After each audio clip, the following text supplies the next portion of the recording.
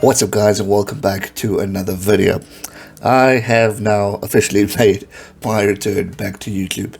It has been a crazy 2 weeks after finding the news of my mother, but I just wanted to personally thank each and every one of you for your kindness, your patience, the love and support you have shown me and my family over the past few weeks has truly been indescribable.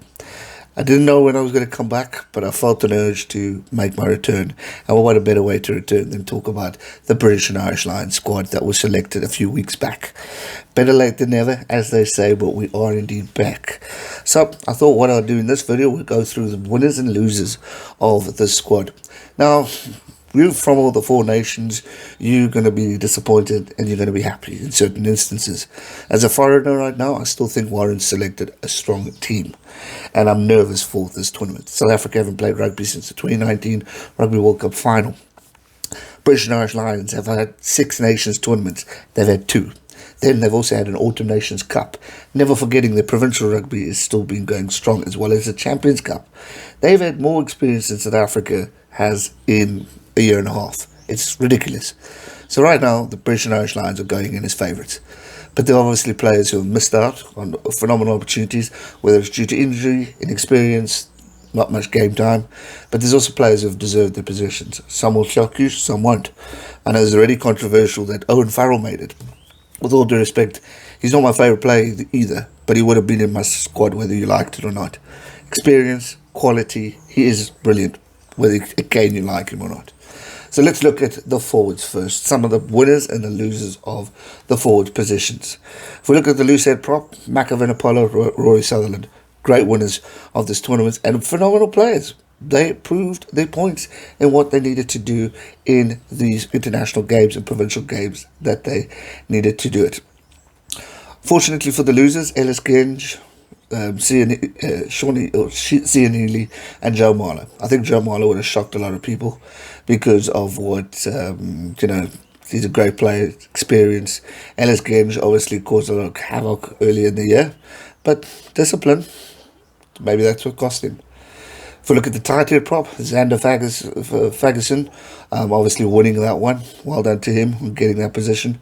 The losers, unfortunately, are Kyle Sinclair, I think, which would probably be one of the shocks, is that Sinclair didn't make it. I mean, he was just pure class. When the World Cup, unfortunately for the final, he got knocked out.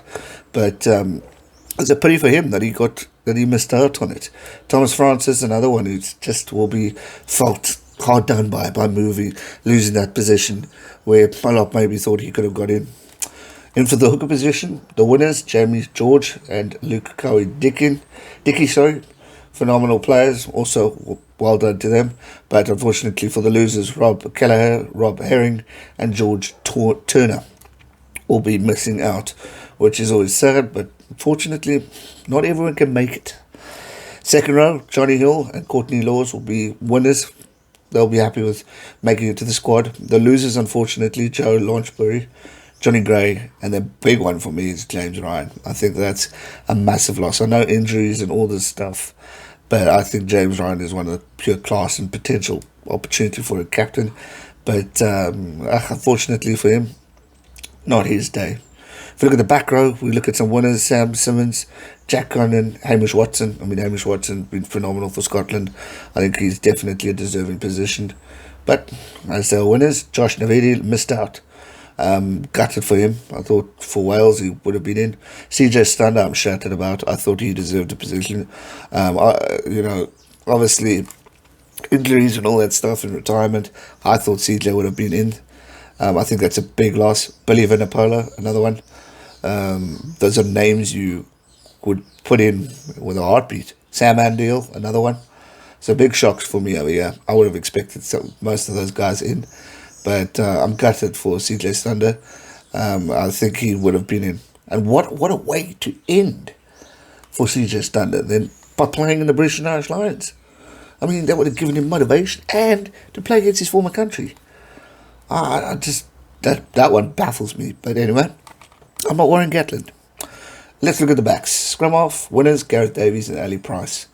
They'll be happy with their positions in. The losers, unfortunately, will be Thomas Williams, Kieran Hardy and Danny Kerr. If we look at the fly-offs, this is probably one of the toughest positions to choose. I'm stoked for Finn Russell and I'm stoked for Dan Biggar. I think Finn Russell has been brilliant as he's returned back to Scotland. Dan Biggar for Wales has been outstanding as well.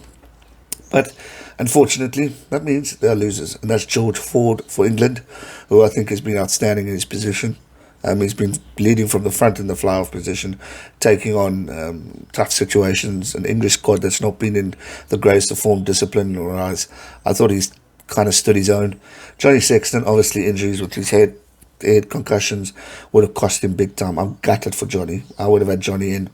I'm really, really sorry that he's out of this one. He's one of my favourite Irish players.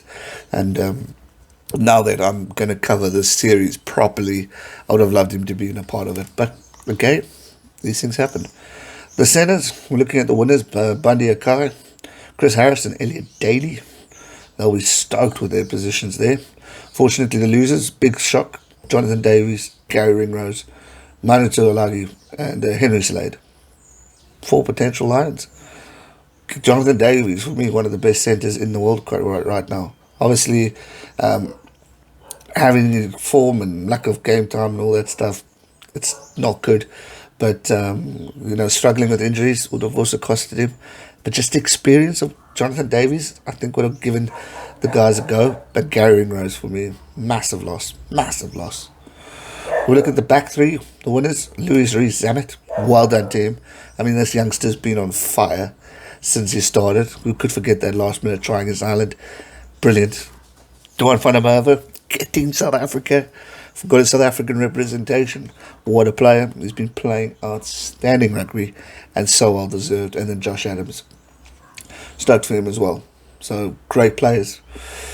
Losers, unfortunately, Johnny May and Keith Earls. Having missed out in the Mays, obviously, he will feel he's kind of cursed after missing out on the 2017 and all that stuff. So now he's missing out on this one. Big loss. Keith Earls, the legend for Ireland, but there's a lot of great young talent that are in there. So I think I'm not as heartbroken as the other guys that would have missed out.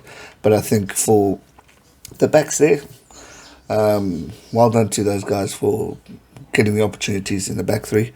Obviously, I haven't named all the squads. I mean, we know the main guys that we would have predicted, but I'll just win winners and losers, judging from what we've seen in the squad, what we've seen online, and it's going to be a cracking tournament.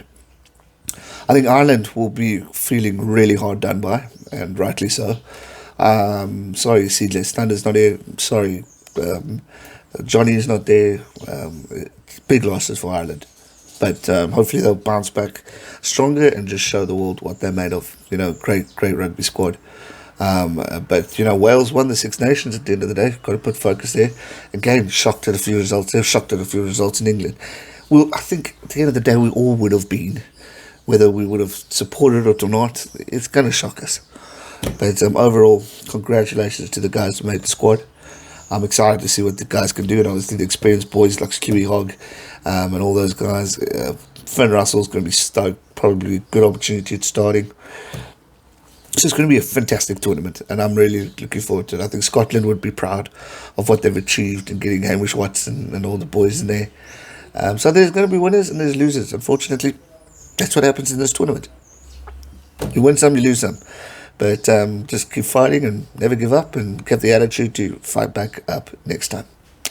So that's going to do it for today's video. I hope you guys enjoyed it. Again, to everyone who's shown support to me over the past few weeks, I thank you and I appreciate your patience.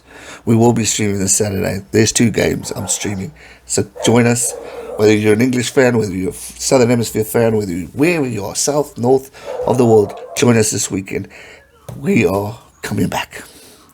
That's going to do it for today's video. I hope you enjoyed it. Give it a thumbs up. Subscribe if you're new. And I'll see you soon for another one. Stay safe and never give up. Cheers.